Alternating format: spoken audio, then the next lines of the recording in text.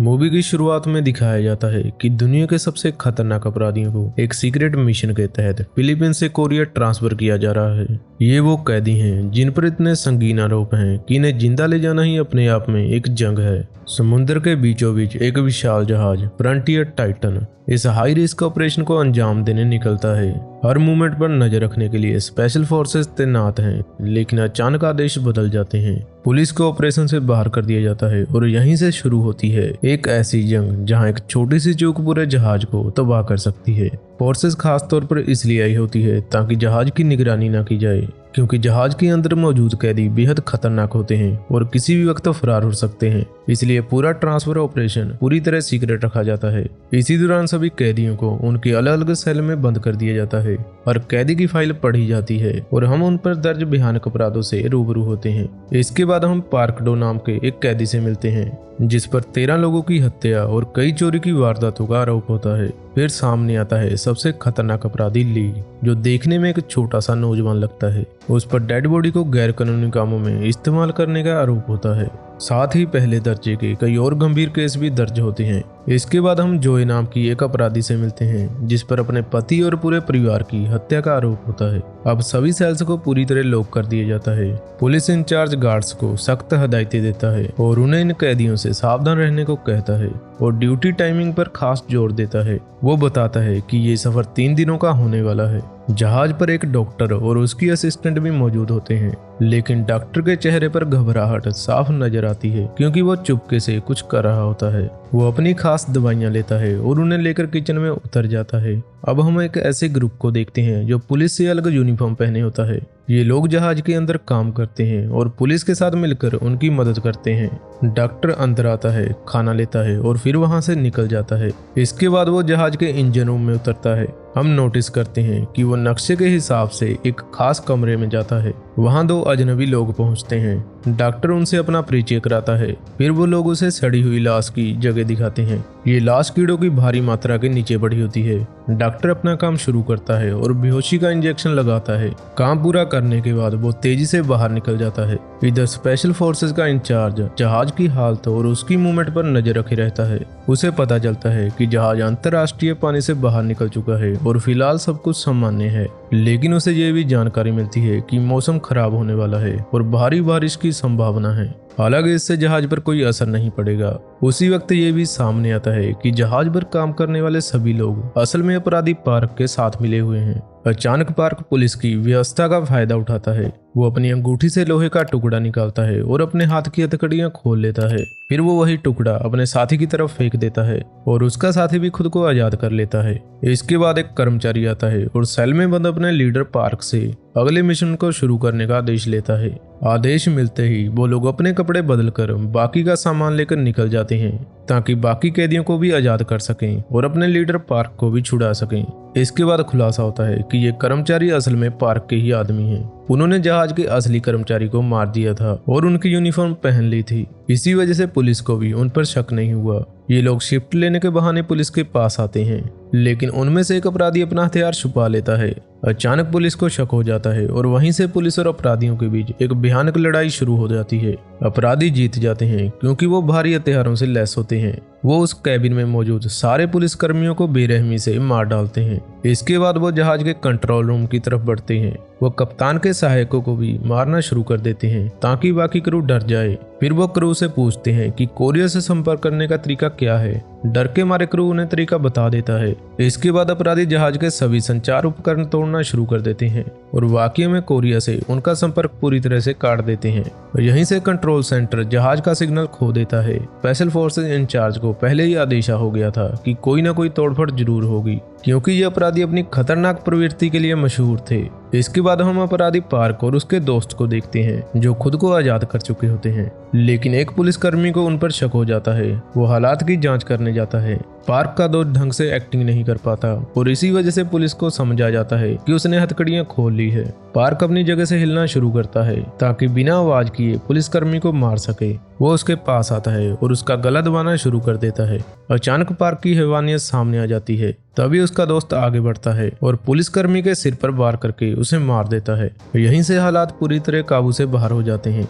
बाकी पुलिसकर्मी आवाज सुन लेते हैं और पार्क उनसे भिड़ जाता है। इसी दौरान पार्क के आदमी अंदर घुस आते हैं और पुलिस कर्मियों को बेरहमी से मार डालते हैं। बाकी कैदी अब भी नहीं जानते कि आखिर हो क्या रहा है। उधर जहाज की निगरानी करने वाला सेंटर लापता जहाज की तलाश में जुटा होता है।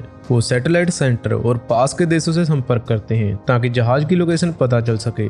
जो जानकारी मिलती है उसके मुताबिक जहाज डूबा नहीं है। सारे सबूत बताते हैं कि जहाज अब भी चल रहा है, लेकिन उन्हें यह कह दिया जाता है कि शायद उपकरण खराब हो गए हों। लेकिन मुख्य इंचार्ज इस बात पर यकीन नहीं करता। वो जानता है कि उपकरण खुद से खराब नहीं होते, बल्कि किसी ने जानबूझकर ऐसा किया है। जब पार्क के आदमी सारे पुलिसकर्मियों को खत्म कर देते हैं तो वो पार्क और अपने बाकी साथी कैदियों को आजाद कर देते हैं।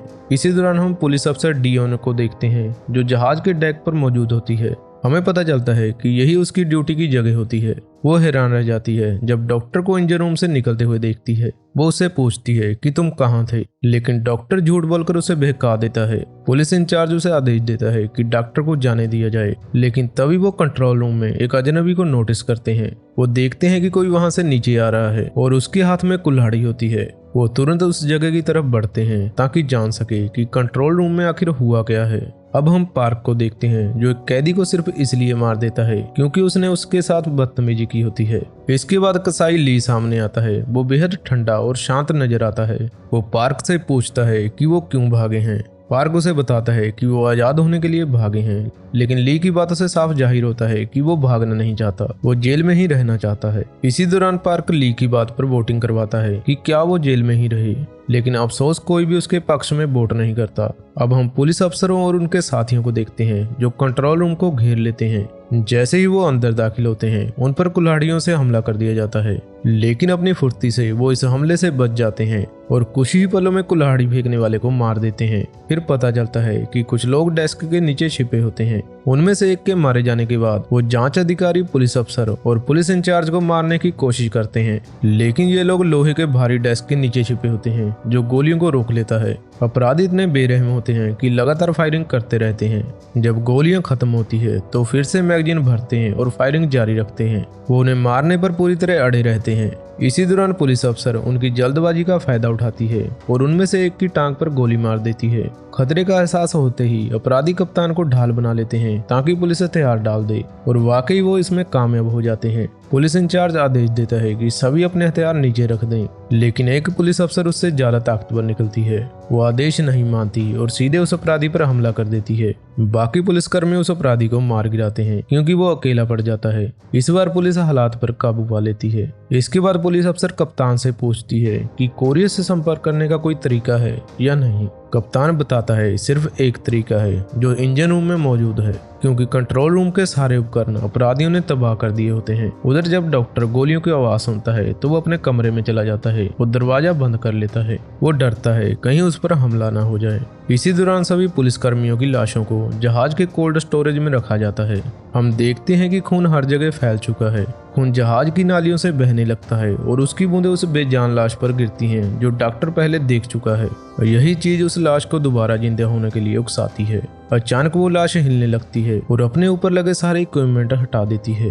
अब हमें पता चलता है कि ये लाश पूरी तरह बदल चुकी है। उसकी आंखें बंद है और शरीर एक इंसानी शरीर से 2 गुना बड़ा हो गया है। इसके बाद हम पार्क के आदमियों को देखते हैं जो इंजन रूम की तरफ उतरते हैं। उनका मकसद कोरिया से संपर्क करने वाली आखिरी व्यवस्था को भी तबाह करना होता है, और हमेशा की तरह जहां भी वो जाते हैं खून बहाकर जहाज को पूरी तरह से अपने कब्जे में लेना चाहते हैं, और वाकई में वो संपर्क के सारे रास्ते तोड़ देते हैं। यहाँ तक कि जमीनी टेलीफोन भी तबाह कर देते हैं। इसके बाद वो जहाज के निचले हिस्से में मौजूद सारे इंजीनियरों को मार डालते हैं। सिर्फ मुख्य इंजीनियर जिंदा बचता है। वो उन्हें वार्निंग देकर कहता है कि मुझे मत मारो, क्योंकि अगर जहाज खराब हो गया तो मेरे अलावा कोई इसे ठीक नहीं कर पाएगा। लेकिन वो उसकी बात नहीं सुनते। पार्क उसे मारना चाहता है, तभी ली वहां आ जाता है और उसे रोक देता है। वो कहता है कि हमें इसकी जरूरत पड़ेगी। अचानक पुलिस वहां पहुंच जाती है और उनकी बातचीत में दखल देती है, लेकिन इंजीनियर गोली चलाने से मना कर देता है क्योंकि इंजन बेहद संवेदनशील होते हैं। वो बताता है कि गोली चलाने से इंजन बंद हो सकता है और वो समुद्र के बीच फंस सकते हैं। तो यहाँ तय होता है कि कुल्हाड़ी, लोहे के टुकड़े और मरम्मत के औजारों से लड़ाई होगी। अब अपराधियों और पुलिस के बीच एक भयानक लड़ाई छिड़ जाती है, जिसमें दोनों तरफ से भारी संख्या में लोग मारे जाते हैं। लेकिन सारी चेतावनियों के बावजूद भी कुछ लोग हथियारों का इस्तेमाल कर बैठते हैं। अचानक भारी और अजीब कदमों की आवाज आती है। हम उस लाश को देखते हैं जो मेडिकल मशीनों से दूर हट चुकी होती है और सामने आने वाले हर इंसान को मारने लगती है। हमें पता चलता है कि ये लाश दरअसल इंसान और भेड़िए के जीन से बना एक हाइब्रिड शरीर है। यही पहली बॉडी है जिस पर यह प्रयोग किया गया था और बाद में इस प्रयोग को और बेहतर बनाया गया। इस राक्षस की खासियत ये होती है कि इसकी सुनने की शक्ति बेहद तेज होती है।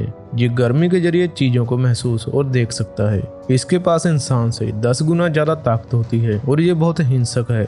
वो पुलिस की तरफ बढ़ता है और क्योंकि पुलिस को इसकी ताकत का अंदाजा नहीं होता, वो उस पर हमला कर देते हैं। लेकिन नतीजा यही होता है कि वो उस डीमन के हाथों मारे जाते हैं। अब पार्क तय करता है कि वो खुद उस डीमन का शिकार करेगा, लेकिन जो होता है वो किसी ने नहीं सोचा होता।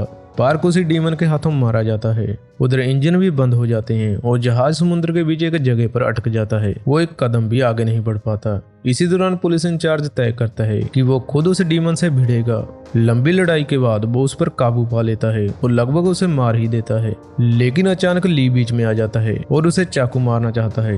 तभी उसकी नजर डीमन की छाती पर बने एक निशान पर पड़ती है। ली उस निशान को देखकर रुक जाता है। इसी पल पुलिस अफसर और पुलिस इंचार्ज डर के मारे भाग जाते हैं। उनके साथ एक और अपराधी भी भाग निकलता है। अचानक हालात पूरी तरह बदल जाते हैं। अब पुलिस और अपराधी अपनी जान बचाने के लिए एक साथ हो जाते हैं। डीमन लगभग सबको मार ही देता है, लेकिन आखिरी पलों में पुलिस लगातार उस पर गोलियां चलाती रहती है और ली को भागने में मदद करती है। लेकिन हमें पता चलता है कि उस डीमन में यह क्षमता होती है कि वो अपने शरीर से गोलियां बिना दर्द के निकाल सकता है। पुलिस जो कुछ देखती है उसे देखकर दंग रह जाती है।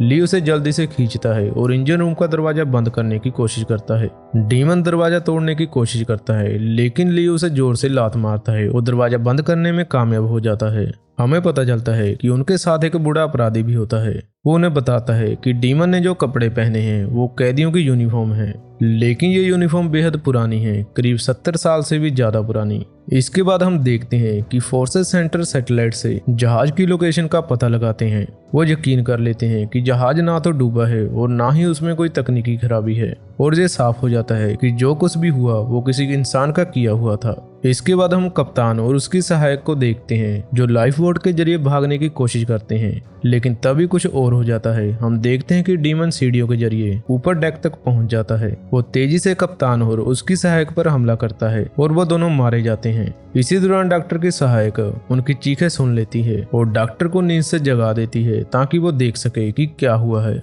लेकिन सहायक के अंदर ये जानने की जिज्ञासा जाग जाती है कि जहाज में आखिर हो क्या रहा है। जब वो खिड़की से बाहर देखती है तो डीमन अपना हाथ अंदर डाल देता है और सहायक को मार देता है। डॉक्टर तेजी से वहां से भाग जाता है और जब पुलिस और अपराधी उन्हें देखते हैं, डॉक्टर साफ तौर पर बहुत घबराया हुआ होता है। वो उन्हें बताता है कि डीमन जाग चुका है और उसने कुछ भी नहीं किया, बस उसे बेहोशी की दवा दी थी। पुलिस उसके बयान से हैरान रह जाती है और उससे ज्यादा जानकारी निकालना चाहती है, इसलिए उसे धमकाना शुरू करती है ताकि वो सच उगल दे। तब डॉक्टर सच्चाई बता देता है कि एक कंपनी ने उसे बड़ी रकम दी थी और उसे आदेश दिया था कि जहाज पर मौजूद मरीज को बेहोश रखा जाए। इतना सुनते ही एक अपराधी को उस कंपनी का नाम समझ आ जाता है। उसे पता चलता है कि ये कंपनी खतरनाक प्रयोगों में माहिर है। वो ऐसी दवा बनाती है जो इंसान को 10 साल तक छोटा बना सकती है और ये डीमन उनके नाकाम प्रयोगों में से एक है। इसलिए उसे हर 6 घंटे में बेहोश करना जरूरी था ताकि वो किसी को नुकसान ना पहुंचा सके। इसके बाद हम दूसरे कैबिन में मौजूद बाकी कैदियों को देखते हैं जो अपने बाकी साथियों को आजाद कर लेते हैं, लेकिन डीमन उन पर हमला कर देता है और सबको मार डालता है। सिर्फ 2 लोग किसी तरह बचकर भाग निकलते हैं। अब डॉक्टर और बाकी बचे लोग जहाज के निचले हिस्से में जाते हैं क्योंकि डॉक्टर का सारा सामान वहीं होता है। वो वहां इसलिए जाते हैं ताकि डॉक्टर उनका इलाज कर सके। अब हम अतीत में लौटते हैं और पता चलता है कि खून की बूंदों ने ही डीमन को दोबारा जिंदा किया था। वो गार्ड्स पर हमला करता है और उन्हें मार देता है, फिर पूरे जहाज में घूमने लगता है। इसी दौरान डॉक्टर बूढ़े अपराधी का इलाज करता है। वहीं हम पुलिस इंचार्ज को भी देखते हैं जो बाकी अपराधियों की तलाश में होता है, लेकिन उसे सिर्फ लाशें ही मिलती हैं। जो थोड़े बहुत बचे होते हैं वो लिफ्ट में फंसे होते हैं, लेकिन डीमन उन पर भी हमला करके उन्हें मार देता है। फिर हम फिर से अतीत में लौटते हैं जहां डॉक्टर्स उस डीमन की लाश के चारों ओर खड़े होते हैं और उसमें अजीब दवाइयां इंजेक्ट करते हैं। इसके बाद वो अफसर को सलाम करते हैं। मुख्य डॉक्टर बताता है कि ऑपरेशन कामयाब हो रहा है। सब तालियां बजाने लगते हैं। लेकिन कुछ ही मिनटों बाद हार्ट मॉनिटर अजीब तरह से बजने लगता है और तभी डीमन उठ खड़ा होता है और वहां मौजूद सभी लोगों को मार देता है। इसी दौरान उसे दबाव बनाने वाली कंपनी का हेलीकॉप्टर पहुंचता है। उनके साथ एक स्पेशल फोर्स की टीम भी होती है। वो खुद को एक खास दवाइयां इंजेक्ट करते हैं जो उनकी ताकत बढ़ा देती है और जख्म भरने की रफ्तार को तेज कर देती है। वही पुलिस इंचार्ज डीमन से लगातार लड़ता रहता है। उसे लगता है कि बिना लड़े घर लौटना उसके लिए शर्म की बात होगी। वो डीमन का हाथ काट देता है लेकिन डीमन उसे मार देता है। अब हम एक भागी हुई महिला को देखते हैं जो फ्रीजर में छिप जाती है और लाशों के बीच सांस रोक लेती है ताकि डीमन उसे पहचान ना सके। इसी दौरान हेलीकॉप्टर से फोर्सेस उतरती है। वो महिला उनसे मदद की गुहार लगाती है और बताती है कि एक डीमन सबको एक एक करके मार रहा है। वो बार बार मदद मांगती है तो फोर्सेस इंचार्ज उसे मार देता है ताकि कंपनी और डीमन का राज बाहर ना आए। जब बाकी बचे लोग बाहर आते हैं तो वो पुलिस को मार देते हैं और तभी ली सामने आता है। अब पता चलता है कि ली और फोर्सेस का इंचार्ज एक दूसरे को पहले से जानते हैं। हम अतीत में लौटते हैं जहां पता चलता है कि ली को पहली हत्या के बाद कंपनी ने प्रयोग के लिए इस्तेमाल किया था। उसी पर वो दवा आजमाई गई थी जो इंसान को 10 साल छोटा बना देती है। इसी वजह से ली हमेशा जवान दिखता है और उसमें इंसानों से कहीं ज्यादा ताकत होती है। कंपनी के जो प्रयोग नाकाम होते हैं वो उन लोगों को मार देते हैं और उनकी लाशों को सूअरों को खिला दिया जाता है ताकि कोई सबूत ना बचे। लेकिन ली सबको मार देता है और जिंदा बच जाता है। आज भी उसके पास वही ताकत होती है लेकिन वो उसका गलत इस्तेमाल नहीं करता। वो चुपचाप जिंदगी जीता है, एक परिवार बसाता है और उसका एक बेटा भी होता है। लेकिन कंपनी उसकी लोकेशन ढूंढ लेती है। वो उसके परिवार को मार देती है और ली को फिर से जेल में डाल दिया जाता है। कंपनी उसे खतरनाक मानती है और डरती है कि वो उनके काबू से बाहर ना चला जाए। फोर्सेस का इंचार्ज हमेशा ली को उसके परिवार की मौत का ताना मारता रहता है। यही बात ली को अंदर से तोड़ देती है। उसका गुस्सा बाहर आ जाता है और दोनों के बीच एक जबरदस्त लड़ाई शुरू हो जाती है। लेकिन तभी डीमन आ जाता है और लड़ाई और भी भयानक हो जाती है। लेकिन फोर्सेस का इंचार्ज डीमन को मार देता है और उससे छुटकारा पा लेता है। वहीं बाकी बचे लोग हेलीकॉप्टर तक पहुंचते हैं और पायलट को भागने का आदेश देते हैं लेकिन वो उनसे ज्यादा ताकतवर निकलता है और सबको मार देता है। अब जहाज पर सिर्फ ली और फोर्सेस का इंचार्ज बचते हैं। उनकी लड़ाई जारी रहती है। इसी दौरान दोनों समुद्र में गिर जाते हैं और अफसोस दोनों गायब हो जाते हैं। इसी तरह जहाज पर मौजूद सभी लोग मारे जाते हैं और जहाज अकेला समुद्र में फंसा रहता है। इन सब घटनाओं के बाद हम एक जेल को देखते हैं जहां बदले हुए लोगों को रखा जाता है। वहां एक 13 साल का बच्चा भी होता है। फिर पता चलता है कि वो ली का बेटा है।